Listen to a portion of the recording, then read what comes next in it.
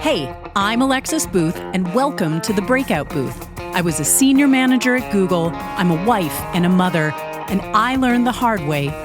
If you're not fired up, you're on hold.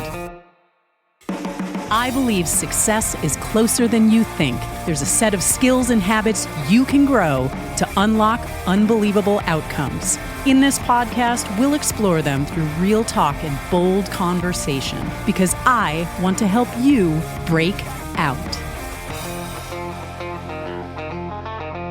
Hey there, folks, and welcome to the Breakout Booth. I'm Alexis Booth, and I'm so excited to share today's episode with you. It'll be a bit different than the rest of the episodes I've done up until now, where instead of diving in deep to a particular skill or habit, we will explore a more holistic aspect of your life. Namely, we will be talking about physical health. When I think about the journey of personal growth, focusing on skills or habits in isolation is incredibly important in helping you unlock your aspirations and take practical steps toward achieving your goals. But focusing only on growth, in the absence of also finding balance, is a path that I know in my own experience ultimately was not sustainable. It eventually caught up to me, and I wound up having to first spend a ton of time recovering, and only then could I start to rebuild myself with a healthier approach across a really wide range of elements. Now, the topic of physical health is much broader in nature than any particular skill or habit. I personally think of it as a combination of 6 main elements, and we'll go into detail on this during my conversation with today's guest, Nina Black, in just a little bit. And while today we will start to dig into physical health, in future episodes I plan to explore other wide-ranging aspects of your overall well-being, some of which may strike a chord with you, and others you might not even have at the forefront of your thoughts. The next 3 areas I plan to dig into are mental health, financial health, and spiritual health.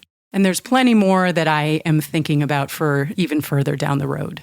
But coming back to today's episode, we wound up ultimately having to break this one up into 2 separate episodes because Nina and I had so much to say on the topic of physical health.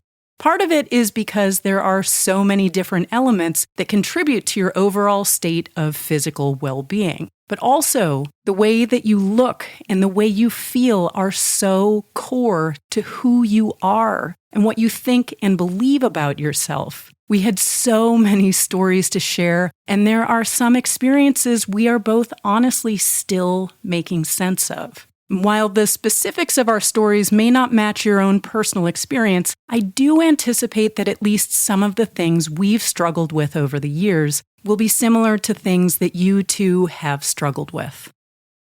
Now, I do think it's worth sharing up front that I kind of hoped and imagined going into my discussion with Nina that we were going to have this amazingly inspiring and encouraging conversation, inviting you to lean into all of these dimensions of health in this really, really positive way.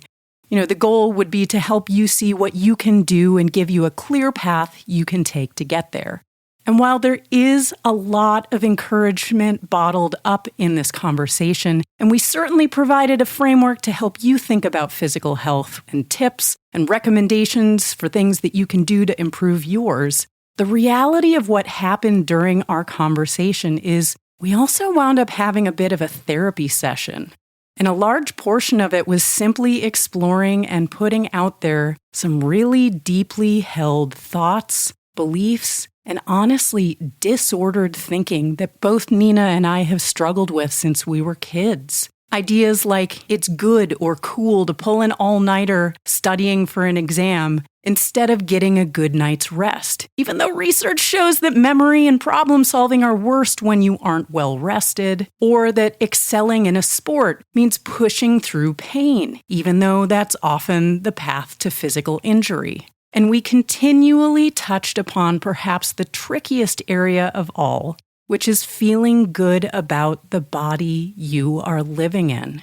Because even if you woke up this morning feeling refreshed and ready to take on the day, if you can't button up your favorite pair of jeans anymore, or you're constantly coming to terms with the fact that you don't have the same tall and slender build as Kate Moss or Giselle Bundchen, or if you're trying some new fad diet and you find yourself having the same thoughts that I did nearly 20 years ago, which was that I was so damn hungry I could eat Jenny Craig. The reality is that if any of these things are true, it doesn't actually mean there's anything wrong with you or even that you have bad physical health. And also, you're in good company if you've had any of these types of thoughts. And rather than continue to describe the conversation I had with Nina any further, let's dive in so you can hear it for yourself. Thank you again for joining us today. I hope you will enjoy this conversation, exploring the topic of physical health. One last call out I do want to make in case you notice it. I had a recording goof during my interview with Nina, and you may hear a bit of extra background noise in the episode. We worked some magic to try and keep it to a minimum, but in case you notice, sorry. The conversation was too good to do a do-over, and, little reminder, we are all always learning. I am so delighted to welcome someone into the booth who has been the bearer of the most supportive kind of kicking my butt the past 2 years. Nina Black, welcome to the Breakout Booth. I am so glad to have you here. I'm so glad to be here, Alexis. Thank you so much for having me. It's a big honor. Well, I hope you are enjoying the vibe here today. It's great to have you here in the booth. If you were getting someone settled into their very first class right now, what would you say to help kick it off and get them more comfortable? That's an awesome question. The first thing that I always do is try to meet anybody where they're at and vibe off of their energy, meaning that if they're coming in high energy, which I typically do run on high energy, I'm going to match them right where they're at. And a lot of times, brand new people that are coming into the studio are really intimidated. We have no idea how long it took them to get into that space. Yeah. So just them walking through the door is a huge accomplishment. And I want to praise them and make them feel as comfortable and supported as possible from their very first step into the space. I love that. And I definitely needed that when I started back up. I'm sure we'll wind up talking about this a little bit later on, but that's awesome. Yeah, for sure. Well, for the benefit of our listeners here, I want to share a little bit more about you. Nina is a personal trainer at the group fitness studio that I have been going to very consistently for a little over 2 years now. I do refer to it quite often as a gym, but it's more than a gym. I actually take classes. They're very structured, and it's actually a really big part of what has been working for me because I need someone to be egging me on. But what's kind of cool about Nina, I actually went through all of my workout logs. I also track all of my workouts when I go there. And I figured out that Nina is not only the single coach at the studio that I've worked out with the most since I started going. She has consistently gotten me to put in extra effort in all of the classes that I've taken with her. One of my favorite things about the studio is that we do heart rate monitor tracking. It's part of it's actually built into, there's a screen that you can see in there. There's screens on the devices that you're working out on. So you can see when you're getting your blood pumping and when you're in the target workout heart zones. And Nina, when I worked out with you, I got more time in those top 2 zones when I had the pleasure of working out with you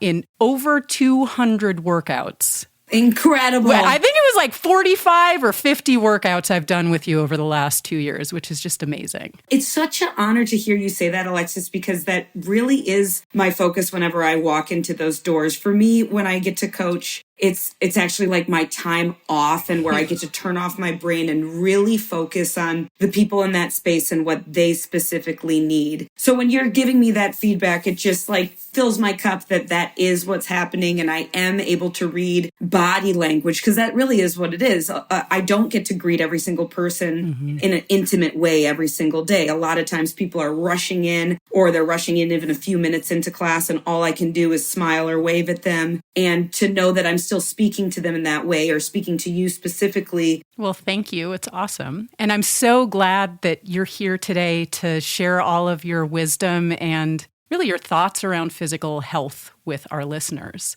It's something that I really don't talk about with most people unless some bad issue has come out. It's very rare that people are talking about their physical health on the regular, or if they've had some big win. Particularly, it's probably like they lost a lot of weight recently or something, and they're sort of had one of those big celebratory moments. Do you, I guess, in your world, is that the same thing, or do you wind up talking about health a lot more? What's really interesting is that the second people find out I'm a fitness professional, especially if it's in a non-work setting, if it's in a social setting, I do feel a pivot in what they want to talk to me about, or oftentimes, unfortunately, they feel shame. So if I'm at a party and we're all eating pizza and drinking beer, they will immedately see that I'm a fitness professional and say like, but I don't normally eat like this, or I don't normally drink like this. It hurts me because that doesn't even cross my mind. Yeah. I'm not trying to judge you. I know that we're in a social setting. And even if you did have pizza and beer every night, go ahead and have pizza and beer every night. If you feel good about it and it makes you feel empowered, it is not my business. It's not my priority. In terms of weight loss, that's another really touchy subject. And it's not something I ever comment on with weight loss, specifically because I had recently gone through a dramatic weight loss about 2 years ago myself, and it was not for good reasons. I was in a dark place. I was going through a divorce, and weight was just falling off of me unintentionally. And a lot of people were coming up to me and talking to me about my weight loss and congratulating me for it, where there was nothing to be happy about. Yeah. Like it was due to mental stress. When I'm stressed, I do lose weight. It's just what happens. It wasn't due to me taking care of myself or being healthy. It was quite the opposite. And it was a big aha moment for me where I realized because someone has lost weight, that is an opportunity to dig deeper in the right time. But it doesn't mean it's a good thing. So I'm very mindful about ever telling anyone a change is plus or minus weight unless I know they are intentionally trying to change. So recently at work at Orange Theory Fitness, we had this transformation challenge that was 8 weeks long. And I knew who was intentionally trying to lose weight. And still, I'm not going to talk publicly to them in front of others about the way their body looks. I think it's inappropriate. I think it's their business. But when they want to have a one-on-one conversation with me, or they want to show their results from those 8 weeks, we do an in-depth in-body scan, which is giving you a full body readout of your basal metabolic rate. That's how much calories your body consumes at rest, how much muscle you have, and it's a breakdown of limbs, so your legs, your core, and your arms, and your total body fat percentage. Showing me that is a win and really impressive and fun to see, but only private. Like I really view anything physical that I can see exterior as that's a private one-on-one, nobody around conversation. I love that you're bringing that to the forefront here. People in my own circle, people who I have very close relationships have had similar experiences where they wound up losing weight or gaining weight. It does wind up being it's a touchy. I also think that if the very first time you're commenting on someone's appearance is overweight and a change in weight, that's also just weird because it's this outlier thing. That's the only thing you're talking about, which is just weird.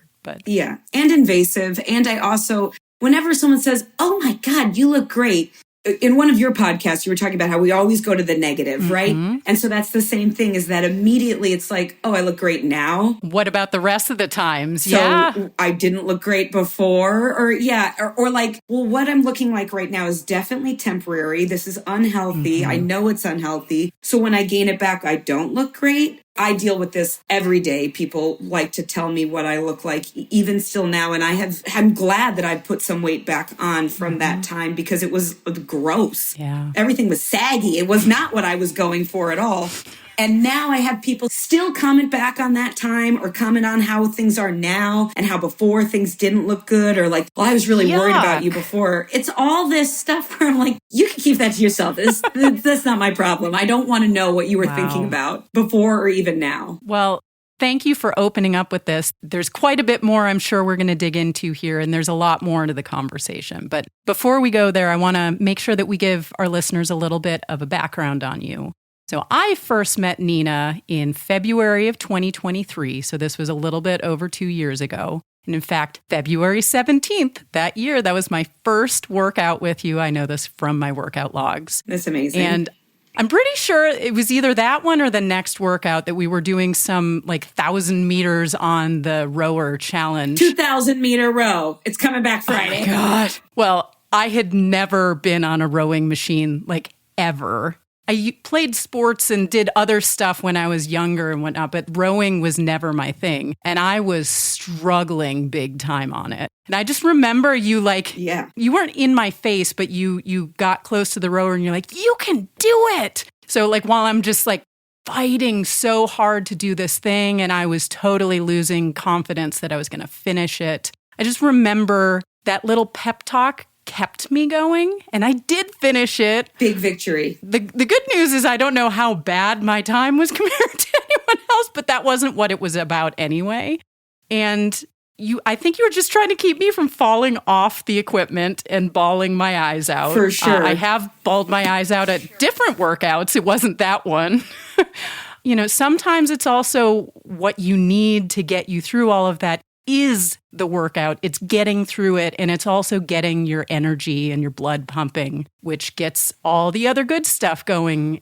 But despite the fact that I really have worked out with you more than any of the other trainers at the studio, I've taken, 46 classes. I did figure that out. I haven't actually taken a class with you since September of last year when I made big changes in my life. So it was actually even a shorter period because I stopped coming to your 6:15 a.m. workouts. I decided sleep was actually more important to me than showing up at that time. Which it is. So sorry, not sorry. But it opened up the space for us to have a different kind of relationship. And when I ran into you in the gym, actually working out alongside you, we had a conversation of bringing you on this show. And I'm so glad that we had that chance meeting, because I've been thinking about bringing you on the show very realistically, for months at that point. Because I just loved the energy you bring. I always felt good about being in the studio when you were running the classes. And I think it's awesome. But what was really cool about that discussion was you started opening up about different aspects of you and your own experience that I found fascinating. Mm-hmm. And I think this is just going to be a really interesting discussion today. Do you want to share with our listeners a little bit more of your background, your experiences, whatever you'd like to share to sort of set the stage?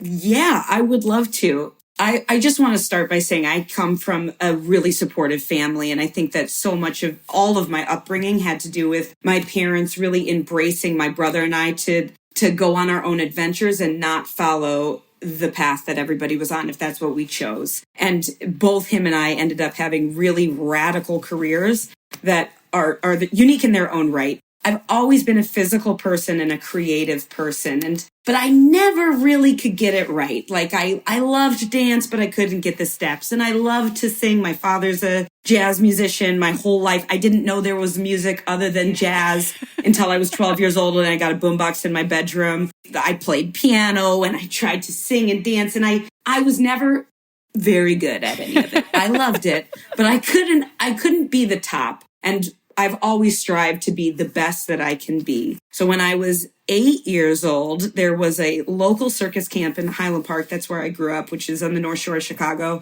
And it was called Camp Big Top. And I went, which was a circus arts camp. And I fell in love with all of the aerial arts. It was like the perfect combination of performance and physicality. And it was unique enough that I could feel like the top dog right away, because I'm competitive and I did care about that at that time. As much as I like to say I don't care about it, turns out I do. Every time I'm like, I'm not competitive, then there's a 2,000-meter row and I can't walk for 3 days because I was trying to be the top dog. So I have to get over it and be like, yeah, I guess I am competitive. So long story short, the camp director of that camp had come from Ringling Brothers, had been on tour. She was a legit circus performer, came from a 6th-generation family of teeterboard, which is this act where it's like a teeter-totter and you stand on one side and then people jump on the other and it makes you flip up into the air. So she was a true acrobat, different than an aerialist. So an aerialist means that you're doing anything off the ground, and typically you're holding onto things like a bar or ropes or fabric, which is what I ended up excelling in. So she opened her own school in Evanston. It's still there, Actors Gymnasium. It's a fantastic program. It's incredibly inclusive. I strongly advise anyone to check it out if they're living in the area. They have done an amazing job with that facility. And I went there from 8 years old to 16. And when I was 16, my mother had built an art studio in the backyard of our home. It was a 17-foot split level space, and we installed rigging so I could be practicing. That's amazing. Which is, again, like it goes back to how wild that was. So then every day I was able to go practice and try to create demo tapes. And I decided that I wanted to join the circus at like 17. And turns out, joining the circus as a North Shore girl is pretty much impossible. Like, I made all these demo tapes and was submitting it to any producer, like, Googling producers, circus producers. That stuff was like so niche at that time. This was early 2000s, like 2001, 2002 that I was doing that. It didn't happen. Like, I wasn't able to get on a show. So I graduated high school early. I found a circus art school in Minneapolis, and I volunteered my services to go be at that school. They had really high ceilings, 30-foot ceilings, which is what I strive for, was high ceilings. And I learned a lot more about my acts and how to put acts together and how to make costumes. And I was starting to get gigs here and there. And it took me about 2 years of tiny little connections throughout those 2 years to eventually get on a garbage show. Not all shows are created equal. This is something that in the circus world, it's called a mud show. And that means that you are never in the town for more than a day. It's all one night stands. Wow. You're playing in fairgrounds, and they're called mud shows because typically it's rained the day before and the fairgrounds are full of mud, and you are performing they'll put sawdust down and then like a piece of vinyl for a ring, and you perform there. The shows were really shady that I started on. I was definitely like, criminals were running the shows. The people who were working and putting the tents up and down were people that you'd get from the mission in that town. And I was living in a bunkhouse with probably convicts on either side of me. My room was 6 feet long by 4 feet wide. My mom gave me a pickle jar, and she was like, "This is for the middle of the night when you gotta pee." and that's how I got into it. I loved it. Yeah. There was nothing. I thought it was the best thing. Like, I had made it, and I was like buying swimsuits and gluing sequins on them to create my own costumes for it. Oh my God. And I couldn't have been happier. Like, this was my dream job. I've made it. I was in the circus and performing for people on stringer bleachers, which are like pieces of plywood. They're called stringers because they are literally strung together with pieces of rope. And I just thought this was it. Like, this was exactly what I wanted. And it was at the time. And I love that I got to start on mud shows, because eventually I did work my way up to Shrine Circus, which would be like the competitor of Ringling. It was a 3-ring show with lions and tigers and bears and all of the different acts. I got to travel to every state in the country except for Alaska and Hawaii. I wish I could go there. A lot of Canada. I did Canadian tours for like 4 years, and a teeny bit of Mexico. And the reason why I tell all this background story is because the way you looked really mattered on the road. And I was young and happy and bubbly, and I loved to eat food. And I had to be very aware of that. The first time I realized that anybody cared about what size you were was at an all-intensive circus camp when I was 12 years old. And I remember the moment I was like, oh, I'm fat. And I wasn't fat, right? But it had been put in my head, right? At that moment as a young girl, like, circus girls are all skinny. Circus girls all wear thong underwear. And if you want to be on the road, this is what you need to look like. So starting at 12, exercise became part of my life. To be quote unquote skinny. In the 90s, I grew up with there was no such thing as too skinny. And in the early 2000s, it was that similar like Kate look. Moss was, who also is naturally quite petite, but I'm sure also there's more to that too. For sure. But that was what was being promoted in the media at that time, for sure. Yeah, I was always told I was the big girl on the road, always. And I am really muscular. Like, my body just adapts to muscle very quickly. And it was something that I struggled with the whole time I was on the road. We were wearing 2 pieces all the time, or tiny little rhinestoned outfits. And the way I looked was nonstop in my head at all times, and that I had to look a certain way. Nobody else in the road ever dealt with that. Like, they had different genetics than me. Everyone was skinny, like just naturally rails and thin people. So when I was on the road, I was a member of 5 different gyms that I would go to. I would find a gym wherever I was. I would map quest. This is a way throwback. That's how I'd find out where I was going, and print it out. Oh, I was about to say printing. Yes. And I'd follow a MapQuest from the lot, which was a fairgrounds, to wherever Gold's Gym or LA Fitness or 24-Hour Fitness or Anytime Fitness or the YMCA. I was a member of all those places because I had to exercise. YMCA. That's one of my all-time favorite songs, YMCA. They have great childcare, by the way. I love YMCA for that. YMCA is great. I was also a member of the YWCA. I was so desperate to exercise every day because this had been put in my head that I had to look a certain way.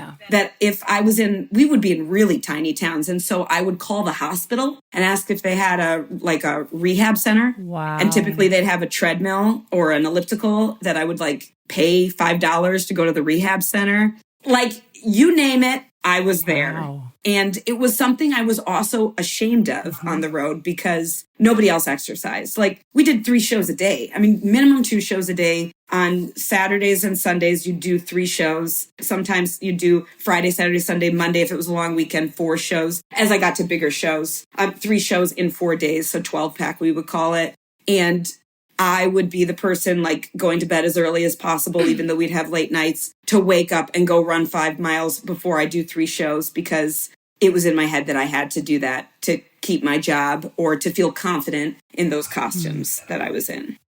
So fast forward, I left the show when I was on top. I got married when I was on the show, super young. I had a great time. And I think we both realized that we were both too young to be married. And I left when I was 27 and I had to restart my life. I hadn't gone to college. I had learned a lot on the road. I was able to help run the shows over the summer and learn how to connect and communicate with all different kinds of people. Lots of people, English was not their first language on the show. Yeah. And also how to communicate with different people in different parts of the world, like just how you sell when you're on the road. So you get paid to perform, but you also have something called a cherry pie. And that's where you're really making income. So what I did was I had many giant snakes. And I would dress up in a sparkly outfit and I would sell snake photos for $10 a pop. Okay, this is amazing. And I made money doing that. And it was awesome. Wow. Do you still have photos of this stuff? You know what's so sad is that I have very few photos because it was so routine at the time. Right. The girls, there were 19 showgirls at one point on the show I was on that they'd go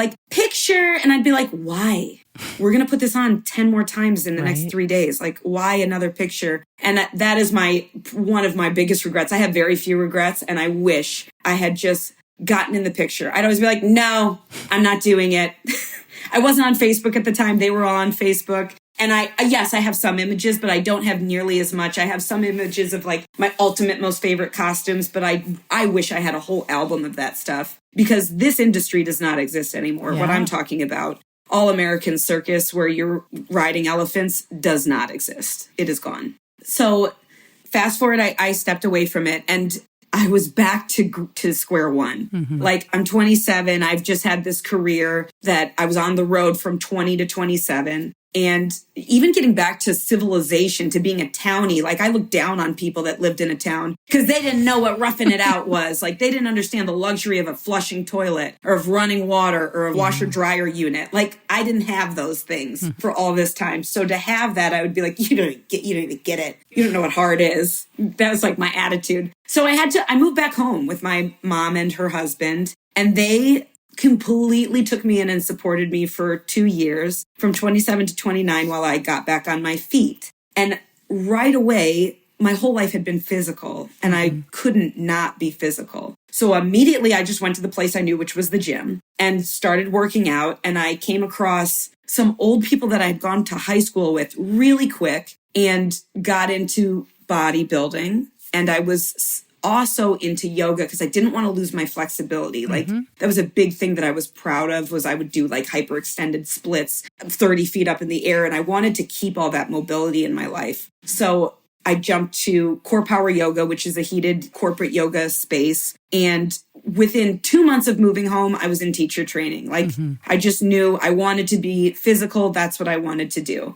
And within 2 years from starting teacher training to 2 years later, I had really done a deep dive into group fitness and I got my personal training certification. But then I also was offered a job at Orange Theory Fitness. I also taught spin. I also worked with special needs kids and taught yoga to them. I was teaching 27 classes a week, driving everywhere, going all over the place. And Orange Theory, I loved. Like that was my favorite. And at the time, it was a brand new product. And I just wasn't ready to put all of my energy into one place. Like I wanted to be as diverse as possible and see kind of where the cards landed before I really picked where I wanted to wind up. So once I was able to like finally move out of my mom's house, I was able to really focus on what I cared about the most and all these different kinds of fitness training programs. Orange Theory was the one that was for me because it incorporated running and strength training and super high energy, which I was. Unlike yoga, which I still love and I still practice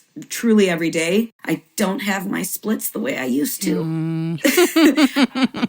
I was eventually able to fully dive headfirst into Orange Theory because that was the product I actually believed in and spoke to the most. And I also believed in myself and was able to pitch myself to the franchise owners at the time and saying, like, you need someone who's going to be really leading the pack. They were opening more and more studios, but they didn't have any fitness side leadership. And I said, without a pedigree, I was just like, I'm the one that you want to be leading this. So you should hire me. And I'm going to quit all these other places and I'm going to work for you exclusively. And I'm going to build up your staff and I'm going to make them the best in the industry. And they believed me.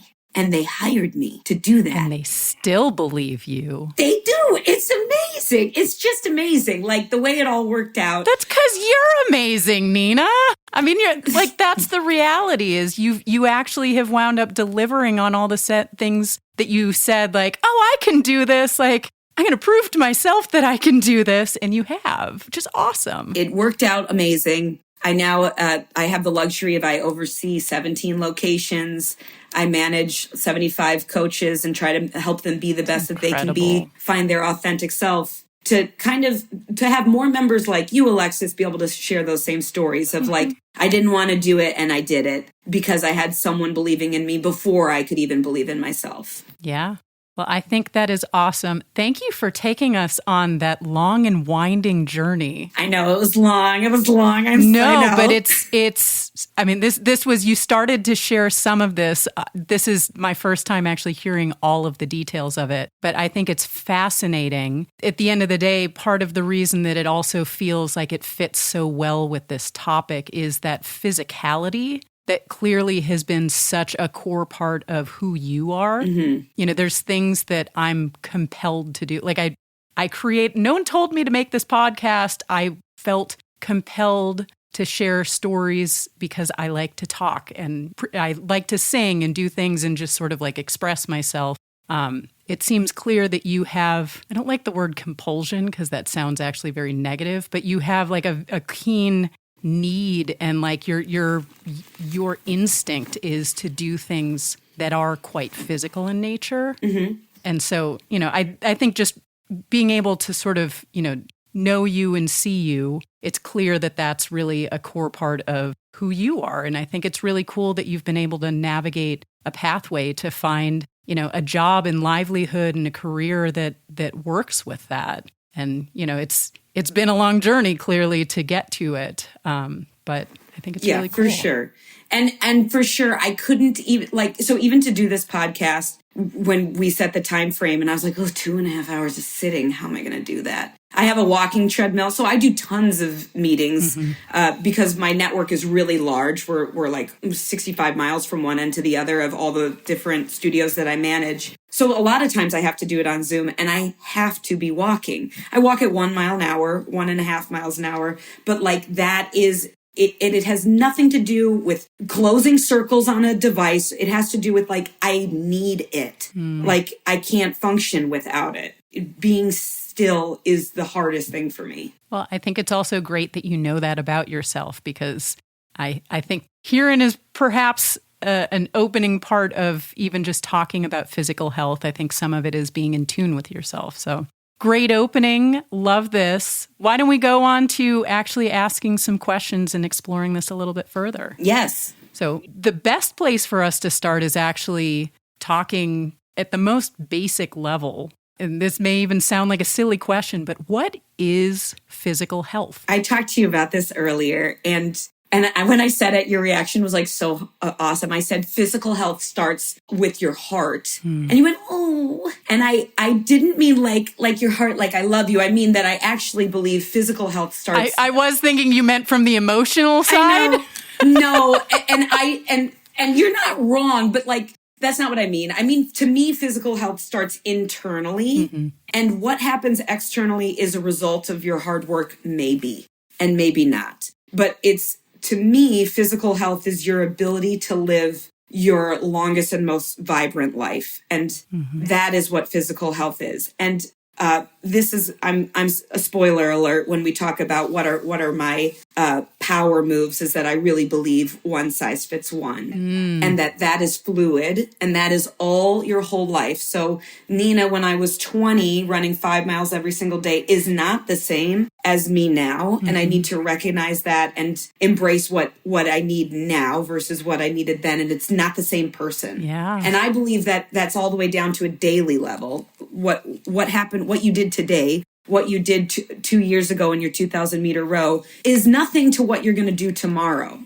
My 2,000 meter row that was really abysmal. It wasn't. Well, I finished you it. Finished it. Yeah. It just wasn't like, and that's the other thing, is that I have the blessing of seeing all different kinds of people move every single day. And they inspire me way more than anybody realizes because they put the work in. It's harder for them than it is for me. It's not something they do every single day, and they still did it. But when I go to what is physical health, it's you living your best life. It's you being able to sit down and tie your shoes your whole life, or get on and off the floor if you fall. It's about functional movement patterns so you can do whatever you love. And you might not love what I love. I actually love to exercise. Like, I love exercise. It's my favorite part of the day. I do it multiple times a day because I love it so much. But if you love hanging out with your kids, or going hiking, or going apple picking, or even sitting at a desk, you need to have the ability to sit at that desk and not be sore the next day, or not be hunched over when you're 75 because you've been sitting at a desk all day. So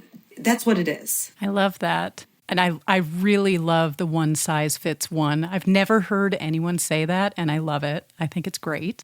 I like to answer questions like this less from a practical, like, here's an actual definition. I like to use feelings. Okay. And I'll tell you, when I sat down and thought about, okay, what is physical health? As soon as I started actually really trying to grapple with it, the answer that I got was the big rock of physical health is unattainable. It's too broad. It's too much. And I say this despite the fact that I'm arguably actually quite healthy. I'm knocking on wood in case you can't hear that. Doctors tell me this. Like, I'm still trying to find a good PCP because now it takes 6 months to go see a doctor. So I've seen a lot of different ones recently. And the last one I saw was like, wow, you're in great health. And I was like, huh? So when I say this thing, it's unattainable, it's because it's too big. Yeah, I hear that. And the worst part about it is, as soon as you start, you mentioned negativity bias, as soon as you start getting into the negative mindset about it, it is too big.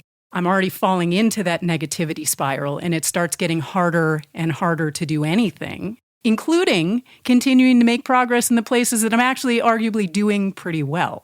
So I think the way that I like to think about physical health more is to break it down into smaller pieces. Because there's actually a number of things that I'm in a good place with. There's also aspects of it that are more challenging or complicated for me, the one size fits one, right? And, there's actually even parts of my physical health that I have generally come to accept that I may never actually feel great about them. And so I just don't focus on them anymore. That's incredible. Can you say that again? I mean, that's a big deal.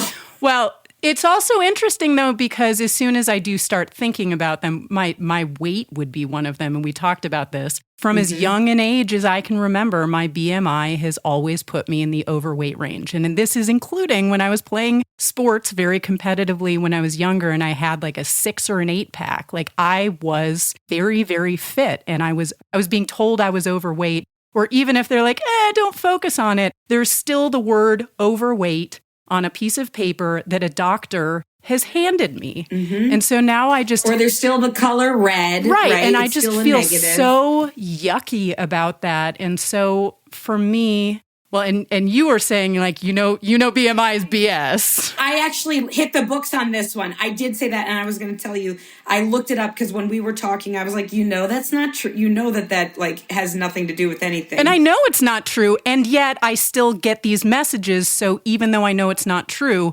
doctors are still placing this information in front of me, which feels yucky. It's mind-boggling. Just for the record, BMI was developed in the 1830s. Wrap your mind around that. Yeah. The 1830s were still using that metric. A Bulgarian mathematician made it up, and he took the average man, I'm quoting, the average man's weight is what it was, height and weight ratio. I'd like to meet the average man someday, by the way. I think that would be fascinating to know what they are. But this is in 1883. They're small people. The whole thing is crazy. And I still, so they do it still at the doctor's. Now they give you that printout and it's just factor of height and weight and it says what you are. And I do know what I think that a BMI is a good tool if it is done right. Your body fat percentage is a good metric to know if you care about that sort of thing. When actually done correctly, that would mean a DEXA scan or like a water submersion where you're actually finding out to the decimal what it truly is. But when it's something like that, it's just completely inaccurate. It is inaccurate. And it's disappointing when I go to a doctor and I'll point out, be like, that's wrong, just so you know. If you want to put the right one in, I can tell you. I can show you on my app what it is. And like, no. And then I'm like, why do you still have this then? Because it's the easy button. That's why. Right. It's the quick and easy way that they can use. And to be honest, an interesting moment I'm having here, because totally unrelated to physical health, but when I think about like good uses of artificial intelligence, it's like you use it to programmatically identify potential outliers. But then you need a human in the loop to actually say, okay, this is a potential outlier. Is this actually an outlier? And then you look at other factors. And so I think in that kind of a sense, the idea of BMI makes sense. And also then when I have doctors saying, oh my gosh, you're so incredibly healthy, I also, I know to disregard the like, alert, alert, alert. And yet it still also feels crappy because I still walk home and I'm like, but they're not telling me something. 100%. You couldn't be more accurate. And it makes everybody feel that way. Yeah. It's a bummer. So, but when I come back to thinking about all of the dimensions of physical health, the main ones that I would be thinking about, physical fitness, sleep, nutrition, managing healthy stress levels, which, by the way, does start getting into the realm of mental health, but there are physical manifestations of it that I think are important enough to put it in the physical health category. And then there's ones that when I was younger didn't come into play, but now that I'm older are increasingly things to monitor and become bigger and bigger problems, which are your physical body functions. Like, do I need a knee replacement or a hip replacement or, other, parts of your body? And then the last one being free of disease. So especially as you get older, you are more prone to things like cancer or Crohn's and diabetes. And there are many people in my circle who have experienced these things. They're in remission or they're managing a lifelong illness.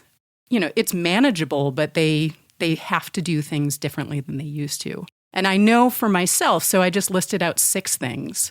I know that currently I feel great about 3 of them. My physical fitness, even though I actually haven't worked out in the last week, but that's like a week. I'm physically fit, and when I show back up at the gym, I'm going to not have any problems, Or, I'll have some extra stress to work out of my system, but it's like I'm not starting from square one. My body functions very well, knock on wood, and I'm currently free of disease, knock on wood again, because I don't really want this episode to change my life. That would be really crappy. Two of them are always in flux. Sleep, which I would say changed a lot, especially when I became a mother, because now I cannot sleep through the night when there are little sounds. I wake up. Even though my youngest kid is now 5 years old, I still wake up. Yeah. There's like I don't know what the hell happens in the female brain when you have kids, but like it happens. You are now responsible for keeping, an infant safe. And then the other one is stress, because life happens and there are moments of higher stress. And then there's other moments where, but those are things to manage ongoing. And there's one thing that I'm never going to feel great about, which is nutrition, which is all tied to weight, which is and this goes into I do my best and I don't fixate on it. I just place my attention on the things that I know that I can do better on. That's a great mindset. Yeah, and so when I think about this, it's really I can claim the wins where I have them, and I can focus on progress rather than perfection.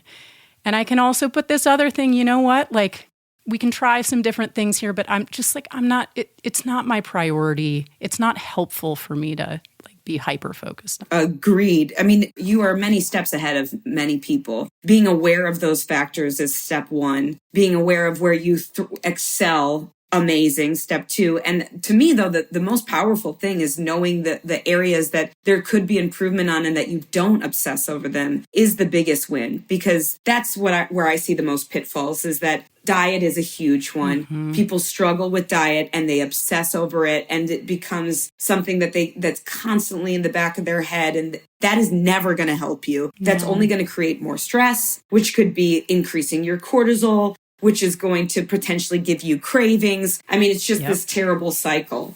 So it's very cool to hear how really in tune you are with your overall health. Well, thank you. When I was prepping for this episode, I was like, crap, I can't just say this is unattainable. It felt better to also actually even just put those things out there and be like, 5 out of 6? Pretty good. Cool. Like that's at least a solid B, right? I think that's a B plus at least. I don't know. I was never, I didn't go to college. I wasn't into grades for sure. That wasn't my thought. Anyway, all right. Well, but another thing though, where you say it's not attainable is that I would say another way to phrase that is that it's always ongoing. You're never done. And the second that you think you're done, that's when things are going to go backwards. So if you're focusing on mastering your sleep, you're never going to be like, I figured it out. I did it. It's a daily grind. And then every day you have the to next really night you can't sleep that. through the night. And then you're like, Right. Yeah. It's just not how it works. Yeah. Same thing with exercise. Same thing with nutrition. It's a constant, which is what makes it so exhausting and too big to handle. It goes all back to what you were talking about. So coming back to, I loved where you were starting to go in terms of the, one size fits one, and you were starting to talk about different moments in your life of, when you were 20 versus where you are now, it's different. Can you share more about what your personal journey has been toward physical health? Like ups and downs or, sort of like the progression of things? Yeah, for sure. Yeah, I would say so from 12 years old to 27, my mindset was eat as little as possible. Being hungry is good. Oof. Exercise as much as you can. Skinny is what you want. I didn't actually use a scale because it would make me too upset and put me into a crazy downward spiral. So that's at least good self-awareness, though. Yes, I guess so. I mean, yes, it is. I would use my clothes as my judge and, and sizes and being obsessed with everything I'm saying is unhealthy.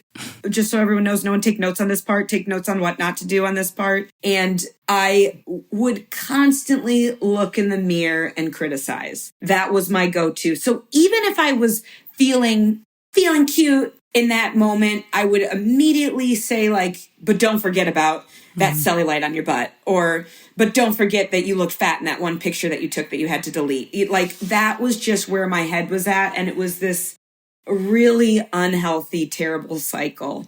And that cycle had to continue to go down even deeper when I left the tour and started living with my parents. For me, what happened was I got into bodybuilding because I thought it was going to get me skinny, which is not correct. Yeah, that would not be the way my brain would sort of, that's not the linkage I would see. No, but I had no idea what I was doing. You know, I met an old high school friend who was super generous and wanting to help me learn how to lift weights. This was like right as I was becoming a yoga instructor. I was not yet a personal trainer. And he was like writing me out a diet and also telling me like, you need to bulk up, you need to put on some muscle. So I was like, oh, you mean you want me to eat anything I want? And I just have to get an X amount of protein? So I did that. And I did a great job gaining weight. Spectacular. And then I hated myself even more. And then we went on these crazy, hardcore 16-week diets where everything is weighed and measured. There's no fun allowed. You cannot deviate from the programming. And that put me into probably the darkest place ever.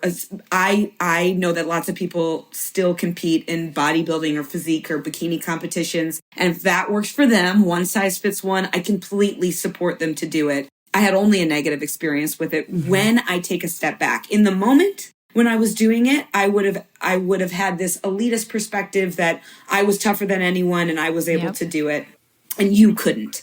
And that is, I couldn't. No, I think that I don't mean you specifically. That was just like my chump attitude at the time.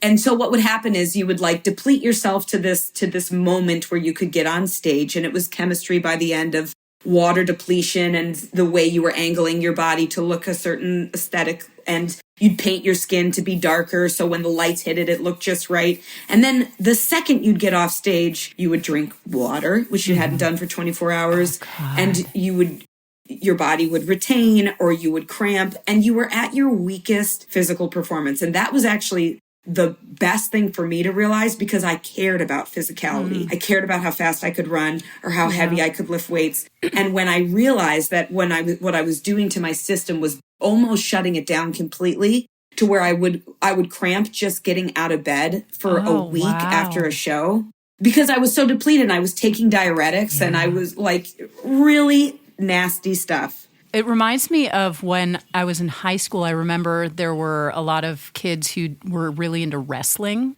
And I know that they had, it sounded very similar, and they'd wear the sweatsuits for like the day or two before just to like get all of the water out of their system, sweat it off.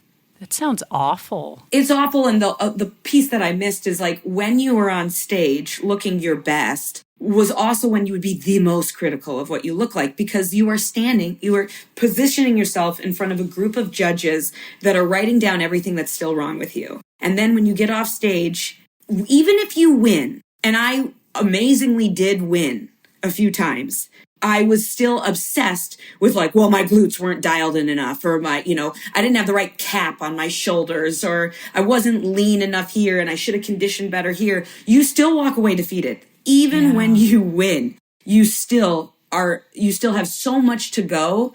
And it's all for this like extremely finite moment that you're on stage. I mean, eventually the pros time it down to like, in these 10 minutes is when I'm going to hit my peak and that's when I'm going to be on stage. And like, I'm going to have this rice cake at this time with this much honey. So my vascularity pops. So I took a step back from that.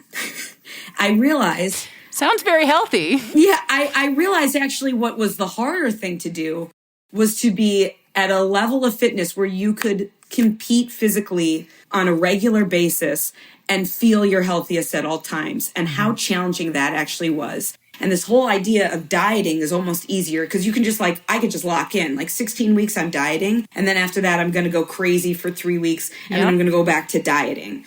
And then it's like, what if you tried to maintain that for a year? What does that look like? That looks scary. So after I stopped competing almost 10 years ago, and that was my new focus, is like, how can you be your best self every day? What does that look like? And since then, I have used myself as the guinea pig for what works for me in that body in that moment. And that has changed every year. Specifically this last year where I'm about to turn 40, and women always say, "Oh, wait till you hit 40, things change." And I was always like, "Not me. Not me. It won't happen to me. It'll happen to you, but it won't happen to me." Yeah. And that's turns out it's going to happen to me too. And I had to this year completely reframe my thinking and saying, like, if you want to change something, you have to know that it's going to take a really long time, and you have to trust the process, and you have to know that things are going to ebb and flow, and there's going to be whatever metric you're using, there's going to be days things are high, there's going to be days things are low, and you appreciate every day, and you value what your body can do today. And some days it feels awesome and you can go hard.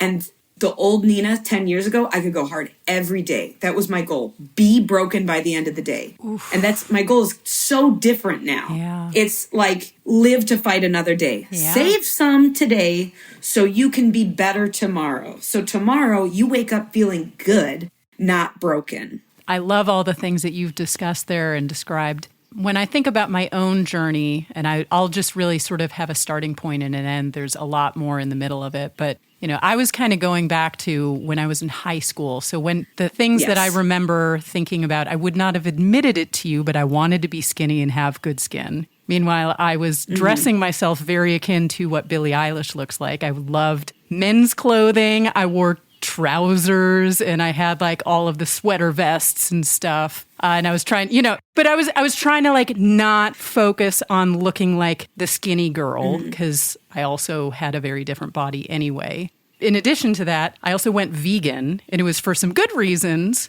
but I think it was also largely for a number of bad reasons, including it pissed my parents off. What teenager is not looking to piss their parents off? But all I ate was beige food, pasta, bread. I did eat hummus. Okay, some chickpeas in there. But I didn't learn how to like raw vegetables until I was well into my 30s. It was a good night if I slept 4 hours because I was a master of procrastination. And somehow this was never a discussion with my parents or my teachers or anyone else. By the time I was in college and late, it became like a badge of honor. Oh, I didn't even sleep at all last night. I was cramming. Like, what? I think that's true. I think that unfortunately is still kind of the case. Totally is. Yeah. And I'd say my stress was up and down the same way it is now. And I think probably with a crappy diet and poor sleep habits, it was probably more prone to be on the stress side than the not stress side. Yeah. What I would say is over the course of many, many years, I sort of described having a more positive relationship. But for me, physical fitness, like my body's math is I need 2 intense workouts a week. I'd like to do more. I'd like to do more yoga. It's hard for me to fit it into my life. So as long as I can get those 2 workouts a week, I'm good. Sleep, I track it. And you get better at the things that you monitor. So I have a Fitbit. I recently got an Aura. Aura makes me feel better about my sleep than Fitbit. Oh, that's so interesting. I don't think in 2.5 or 3 years of using a Fitbit, I don't think I've ever once gotten more than maybe an 85 in my sleep. Ever. Wow. And most of the time it's high 70s or 80. Meanwhile, Aura's giving me in the 90s. Like earlier this week I had a 95. So I like my Aura better. I just don't remember to charge it, and my Fitbit still works, so I still use it. Stress, it's ultimately for me, the number one thing I use to manage my stress is working out. There's a book, Burnout by the Nagoski sisters, that talks about not managing your stress as being really the primary thing and not actually processing emotions as being the number one driver of burnout, especially for women. And there's this very visceral way they describe it as like you have stress juice and you're basking in stress juice. And I think about working out as literally like wringing out the stress juice in my body, which sounds absolutely revolting. No, it sounds awesome. I've stolen that from you. Wait, when we talked and you said that you visualize it as ringing out, I have used that as a cue now ever since that. Like when we're doing I just tied in, like if you're doing a bicycle sit-up, I will say it's like you're twisting out the stress of your day. So thank you. I love it. That's awesome. And for me, nutrition, it's not great. I do find that I eat better when I do work out. I'm more compelled to eat better. I used to eat a lot more like greasy spoon hamburgers and gross stuff. And as soon as I started working out, I don't crave it as much, which is kind of interesting. It's really interesting. But I've gone through plenty of fad diets. It's also hard to manage nutrition when you're married and when you have kids to be feeding. But I know for me, I was vegan when I was a teenager. I did Jenny Craig and I wrote a terrible song about it. That's a good throwback. I ate Jenny Craig. Keep going. There's more. No, it was in a frantic panic of midnight munchies. I ate Jenny Craig. She was taunting me with skinny dreams, but I just wanted a chicken leg. This is spectacular. I don't remember the next part, but it ended with, I ate Jenny Craig. I love it. Put that in the show notes. By the way, this was also it would have been around 2004, 2005. It was when I was trying to pursue a music career and I had to focus on the way that I looked. Yeah. I was not healthy about it. I did lose 10 or 15 pounds and I have like these gaunt photos where my cheeks are all like caved in. And I got a lot of positive feedback that this was how it was not sustainable at all. And I was like, I can't freaking do this. No way. Yeah. And your brain doesn't work. Yeah. Well, and I was being less creative. It was harder. Anyway, I think I, for the most part, stopped with that stuff. I would generally say that I just had disordered thoughts around eating. But then when I was in my 30s, I did Perfect Health Diet, which is a kind of a paleo light one. I got into paleo. I did the Whole30 twice. Funny story there was I think I dropped like 10 or 15 pounds like the first time I did the Whole30. And then like right afterward, I got fitted for a dress for my good friend Sarah, her wedding. I was a bridesmaid in it. In August, when it came around, I was busting out of said dress. It was so awful. I actually changed dresses for the reception because I was so freaking uncomfortable. It was awful. That's such a sad story. Yeah, I hate everything about that. I'm sure like other people have had similar things. Anyway, Absolutely. The most recent thing that I've been doing, which I actually think is probably the most manageable one, is my husband and I have been using Factor on and off. It's a mail service. I was going to suggest Factor when we were talking about hacks, and Factor was because it's easy. First. It's not cheap, but it's easy. And the biggest thing with that one is I learned how to eat smaller meals. It was hard the first couple of days when I started initially, and I actually probably did wind up, and I don't weigh myself very frequently, but like over the course of a couple months, I dropped like 5 pounds and it wasn't any effort. And I think I actually was probably eating more vegetables. If you wanted to, that's awesome. Right. And if you can set aside the money for it. For me, the biggest things that I realized for myself is that my number one and number two things are working out and focusing on sleep. And the rest of it is do the best I can. But, as long as I get the first two, I can manage. And, livelihood is I think good. that goes back to the one size fits one, and that like progress is fluid. There might be a point in time where that changes, where the sleep is a little bit more managed, and now you're going to start to focus a little more on another piece, and eventually it's going to becoming more full circle eventually one day. And that's also my experience, is that I love exercise. I know I've said it, and anyone who knows me is like, she's exercising again. I don't have children or animals, so I have a lot of free time. I'm either working or working out is pretty much my whole life. And still, sleep is more important to me than exercise. I am going to prioritize that, because if I can't sleep, I can't exercise anywhere. I'm just digging my hole even deeper. Yeah. And I use a Whoop as my fitness device. So I'm tracking. I use it for everything. Whoop?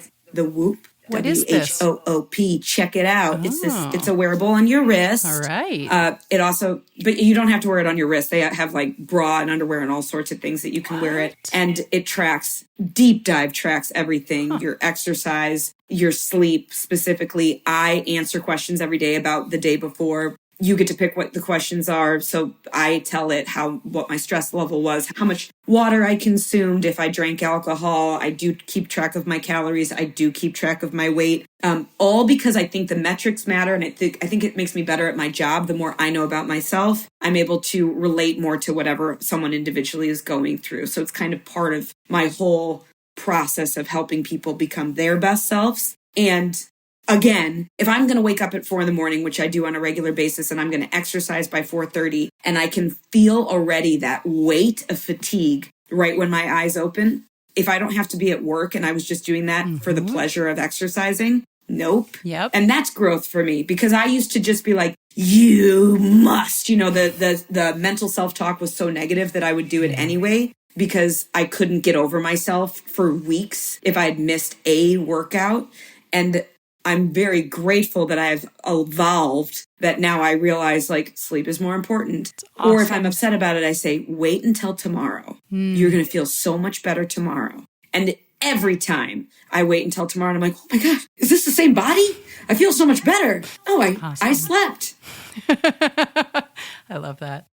Okay, I love talking about all of our journeys, and there's so many things that are just fascinating here. Let's go into a little bit of a different spin here. Can we focus a little bit in terms of any positive memories or experiences that you've had with physical health? Really honing in on the positive. This was a tough one for me. I remember you asking me this question earlier, and I was like, nothing. Everything sucks, was like my initial reaction. Life sucks. Yeah. And the thing that I'm really most proud of for me right now, as the person that I am, is that I'm actually very slowly learning how to truly listen to my body and actually take action. So I've always heard it. I've always been aware of when it's tired or when it's energized or whatever it's experiencing. I know it incredibly well, but I just normally ignore it, right? So it says it's tired and I'm like, suck it up. You will not be defeated today. Your body is your friend, Nina. I know. And I absolutely am still working through this. But for me, being able to recognize when I need to take a step back, and Orange Theory I love those workouts so much. And I also get caught up in the metrics. So Alexis, you were talking about, that you have this trackable wearable and everything's color coded and you get points in class. And until very recently, I would do anything to make sure that I elevated my heart rate, splat points. That means when your heart rate is above 84%, which for most people, they never experience that. If you only go to the gym and you are not really, really self-motivated, you are probably cruising between 65 and 78% of your max heart rate, which you're working out. Do not get me wrong. And there's lots of studies that show how beneficial that kind of zone 2 training is. It's great. And at Orange Theory, we challenge people to step it up another notch to get to that uncomfortable place where you maybe can really feel your heart beat, or you could only say 2 words at a time before catching your breath because you are working at such an elevated level. And there's lots of marvelous science on why that's so important for your health. And doing it every single day, 365 days a year, is not a great choice. Nope. We do not do our programming. We do not tell people to come in every single day. We very much encourage rest days, active recovery days, green days. When you say, Alexis, 2 hard workouts a week, we would say the most is 2 to 5. 5 is the most that we would ever tell someone to do. And that's someone who's really has some ambitious goals about changing the way their exterior body looks. Yeah, I remember hearing the advice was try for 3.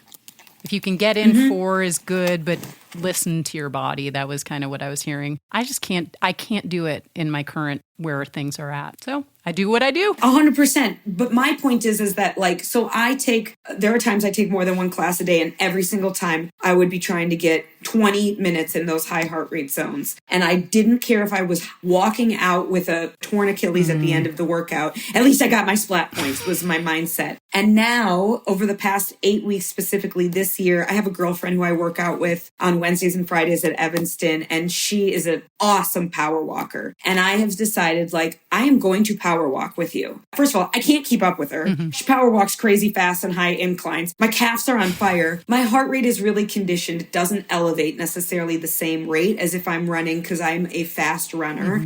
People wouldn't know this looking at me, but running is my favorite. Most people think I wanted to like weightlift all the time, but I don't. I put on muscle easily. I love running fast. That's what I want to do. And so this evolution of being like, this is a win that you're moving in this space and your heart rate is low and you're with a community of people that are all moving their bodies together. And you now, I'm trying to represent what dialing back looks like, and that's okay too. I do know that people know me in these spaces that I'm in. I recognize that people are looking to me and looking to what I'm doing. And if I'm following programming, which I do, and I also am learning that you don't have to go balls to the wall every day. And my hope is that over the course of this year, this is like a year-long project, that I'll be able to show the improvement in like my mental well-being and my body composition, because I have taken rest, and how incredibly important that is. I know on paper it's important, and mentally it's really challenging for me to dial back. So that's a huge win for me. That's awesome. Because I've never known how to do it. Well, congratulations for making the progress in that area and actually giving yourself room to like honor your body and take care of yourself. I think that's really important. And it's also interesting too, because, you know, coming back to, you clearly are very geared to be very physical, just you as a person. So it's also almost challenging yourself of like, even if you have, it's actually almost where your physicality might be more of a compulsion, or you've built up enough habits, or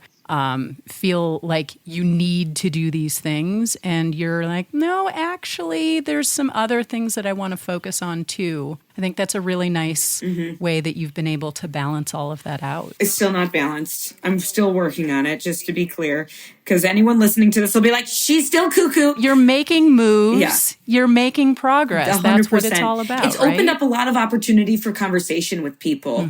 I will even use today as an example. Today, I ran hard. First 23 minutes, I ran my heart out. And then I said to myself, you are going to walk this last round. And you're going to have people look at you and ask you if you're injured. And you're going to take that opportunity to say, no, like I put in the work, right? I got my splat points. And now I'm going to show that you can dial back and still get a great workout. Like that hour is still valuable. Even though now, like the second half, I'm going to back off. And that exact thing happened where someone's like, are you okay? I said, I'm totally okay. Like, I'm more than okay. I'm actually like listening to my body and realizing that I don't need to be broken to have a great workout. I think that's a really great way to think about it. When I think about myself, when I go back to my childhood, it's funny, I hadn't really thought about this until I started imagining this episode. And I was like, ooh, I have to talk about my award where I was arguably my peak in physical health was in 8th grade when I received the Sportswoman of the Year award in my 8th grade class. That, by the way, my 8th grade class had 50 kids in it. So I was the best of 25 girls. Yeah! Still win. What the hell does that even mean anyway? I don't know. I was going to ask questions like, how did that even work? Whatever. And by the way, probably the main thing that I played then was basketball, which I actually dropped by the time I went into high school because I was like, whoa, this is way too competitive. And I probably could have done it, but it would have been hard, kind of what you were talking about earlier. I could have put in hard work and I could have continued to stay with the team, I think. But there were enough other places that I didn't have to work as hard to still be doing like really well comparatively. The sport that actually I probably was focused on the most was fast pitch softball, but I also picked up volleyball. I dropped all of them by the time I was a junior in high school, but I loved being on teams. I loved playing social sports. I also loved that I got to learn how to use gym equipment. I think this is one of the things that made it much easier as an adult to get back into the gym. Yeah. I have good form when I do stuff because I learned it. Yeah, I will claim that one because I learned how to do it when I was young. Yeah. And I know where I should be pushing and I know what's actually the appropriate amount of weight to be pulling. It laid a really great foundation for me to build upon later. I had a number of different periods of getting really into running. I remember a couple of summers when I came home from college, I got really in shape over the course of the summer. It was always, I went back and people were like, whoa, what happened to you? Mm-hmm. So, clearly by the end of the school year, I was not doing these things and I didn't quite look the same. But it's also kind of what you were talking about earlier. You only get noticed and attention for the times where you look real good. Yeah, I know.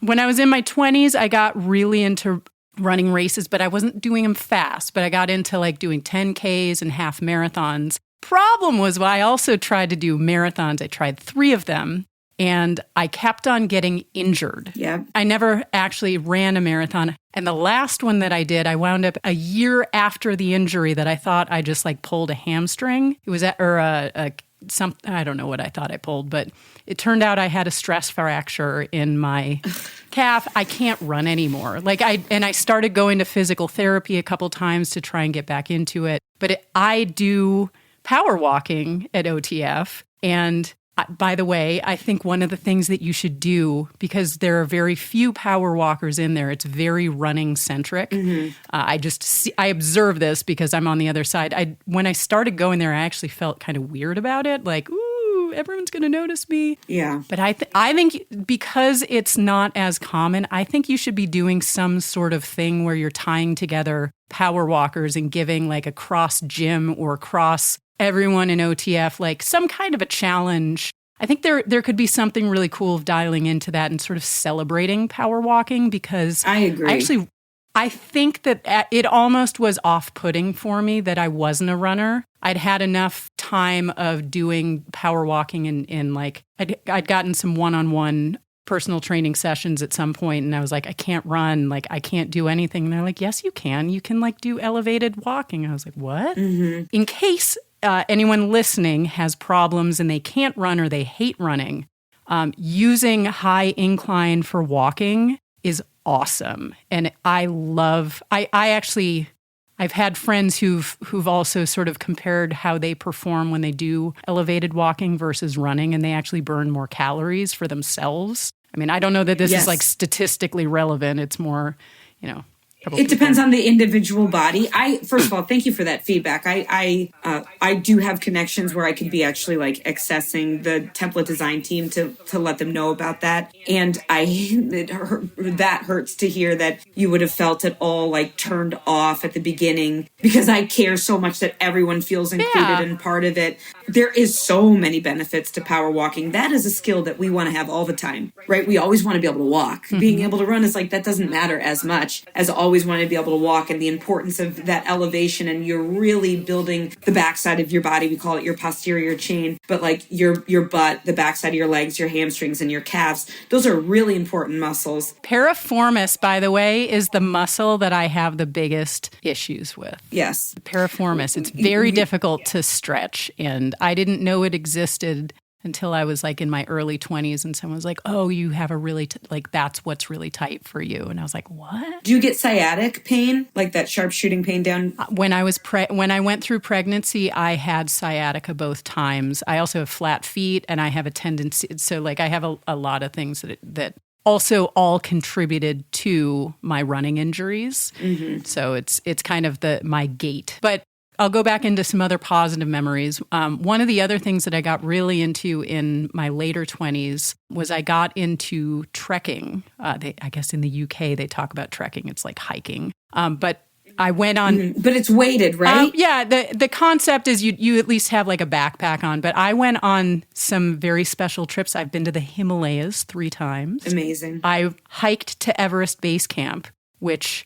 The crazy thing about that is that at some point, I mean, you need to have a certain level of physical fitness, but at some point it's about how your body handles low oxygen areas. There, right. Like I was in a group and there was like a couple like 70-year-olds and like an 83-year-old, and they were like way ahead of me. And I was like, it's going to sound real great. I wish everyone could see your face right now. That was good. That was a really good impression. But actually, the amazing thing was we finished the walk and then we went on this, like, it was pretty quickly downhill. And I was like running to get downhill because suddenly I was like, wow, oxygen, this is amazing. Then some of the other things when I think about physical health, pregnancy probably gets its own, it's actually one of the topics and being a mom and the whole pursuit of that. But being able to create in my body a child. So cool. Is just, and it was wild. We'll talk about some of the downsides of it, but it really was just this fascinating thing. And feeling the flutters when the kid starts to make movements and like the kicks, it just was really wild. But I think the last part of when I really think about positive memories of health, really the last one was getting back into going into workouts and going when I started up at OTF. That was really huge. The other thing that I think was really important about that one, and I still remember Sean Evan was my coach that he did my first one, and he was like, well, why are you here? And it was, I need more energy. I was totally depleted. It had nothing to do with weight. It had nothing to do with any sort of like measurable official thing. It was that I had no energy and I wanted it. And the reason that I work out now is entirely for managing my energy and my mental health. I have done the transformation challenges and weighed myself. One or two other times a year, I weigh myself on occasion, but I am not doing it to look good. When I was younger, I was totally doing it to look good. I have a very, very different experience of it now, and I think it's a lot healthier for me. For sure. So I think that's really where I feel good about my physical health now, is it's not tied to how I look. It's how I feel. That's what matters. And that's what everybody needs to hear. It really is about how you feel, because when you feel great, everything looks great too, right?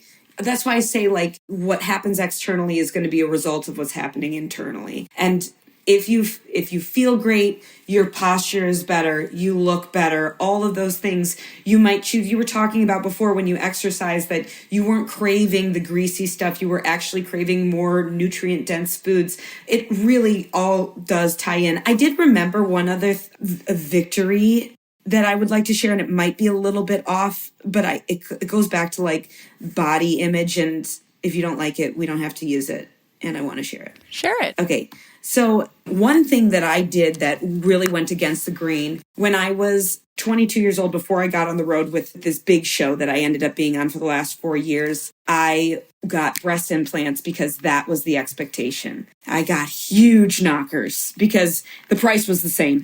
So why not just get the biggest ones possible? That was like my mindset with it.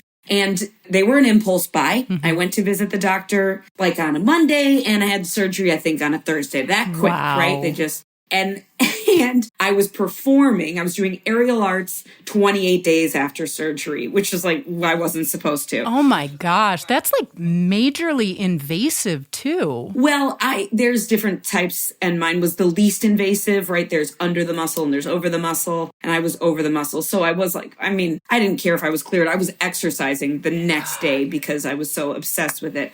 But here's the point of the story. In 2020, I admitted to myself that I hated those things and that they made me hate myself even more than I realized when I admitted it. And, we were spending all this time. I was like leading workout classes on Zoom. So I was really looking at myself on a regular basis. And I got an explant. So I got my breast implants removed. And I want to say that, like, to me, it's really important that women hear that just because you made a bad decision doesn't mean you're stuck with it. And at that period of time when I did it, you couldn't have convinced me not to. I thought it's what I had to do for the industry I was in. I was going to be in these big 30,000 people arenas. There was going to be more of me to see. I'm riding the largest elephant in the world. So my big knockers were just going to match this big elephant, all the things. And they were not right for me. They ended up rupturing. They were like soup when they were removed. I still have pieces of implant like that the doctor wasn't able to remove, little tiny ones, but they stick out through my skin now. And aesthetics of what we're told is beautiful at the time is so fleeting and temporary. And if there is something that you have done physically to augment yourself, it is not permanent, and you can undo it, and you should undo it. And you shouldn't let anybody else's opinion sway you one way or another, because I think I kept them much longer because I felt the pressure that like I was supposed to keep these and this is what made me a woman. And now I'm flat. And I have never been happier than when I got, like, from the day that those came out of my body, I have felt so much more confident with a flat chest, knowing like that this is me and this is what I was meant to be and this is how I was made. Thank you for sharing that. There's so much to say on the feeling the need to get them in the first place that I'm not actually going to go there. I'm glad that you made the choice for yourself of what you feel is the right thing for you. I think at the end of the day, people can choose whatever they want. I will admit I never in my life ever considered seriously the idea of getting plastic surgery until a friend of mine started talking about getting a tummy tuck. And I've had 2 kids, and I'd actually say this was also probably a year and a half ago. My body's actually changed, and like I think more consistency going to the gym has made my body better. But I have like this flopsy thing where I had a kid. Actually, I had 2 children growing in there. I also had a miscarriage that I have told very few people in the world about, and that's one of the things I do want to explore in a different episode somewhere.